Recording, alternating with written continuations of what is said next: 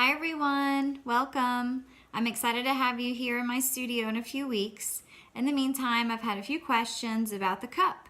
So I thought I'd put together a quick video for you to see some examples of what you could bring and what you don't want to bring, because we want happy people leaving here. So I have a few little drawings I did, which is kind of funny. This is what we want. We want something that would be wider at the top, something that would either just have a straight side, something that has a straight side here. The transition can happen as long as it's not wider than the top. Straight sides. This is what we're looking for.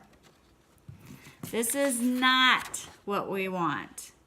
So, we do not want anything that is wider at the bottom, because when we go to pour out the mold, it won't come out. This is a one-part mold, not a two-part mold. If you were doing a two-part mold, you could have a variety of shapes to work with, but that's not what we're doing. This one here gets wider at the base.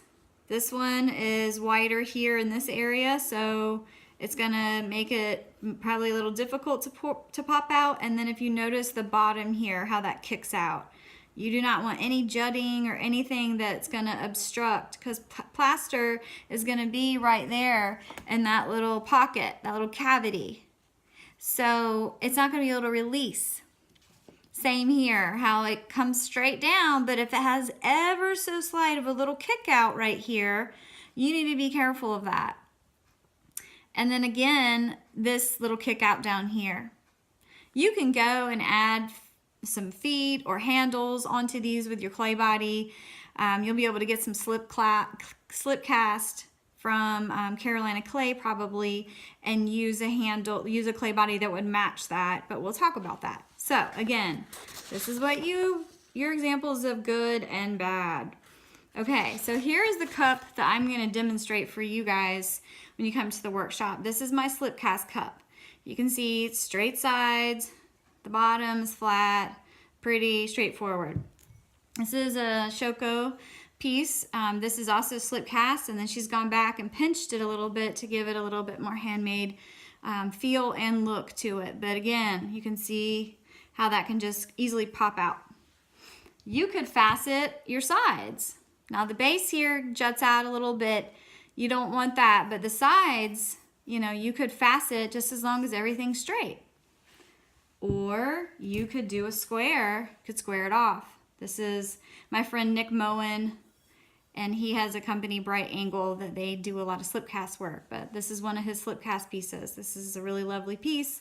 You'll be able to see these when you come to the house. This was Matt Metz, sorry, by the way. This one would work too. This is Carrie Radash, and it's a soft square. This one would work. This is the no zone over here. So this would not work. Can you see how that juts out right there ever so slightly? Nope, that's not gonna work. This one is not gonna work either because it juts out here. You can see Susie Lindsay and, gosh, I'm drawing a blank on his name. This is Jeff Dean, but again, the kick out, no. All these little bamboo bumps will get in the way. Obstruction, obstruction, obstruction, obstruction, obstruction. And this the same way how it comes out. So I think you're getting it. I hope you're understanding more of what I'm talking about. The same thing here. Kicks out. No go. So the mold that we're gonna be making is something like this. This is, again, what I use for this cup.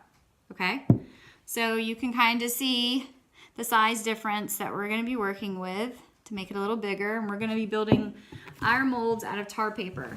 So I'm just going to show you in here. You can see there's the slip cast, and I'm going to tip it over and let it release and grab it, or I could grab it out of the top pretty easily. So you saw how that just released. It popped right out.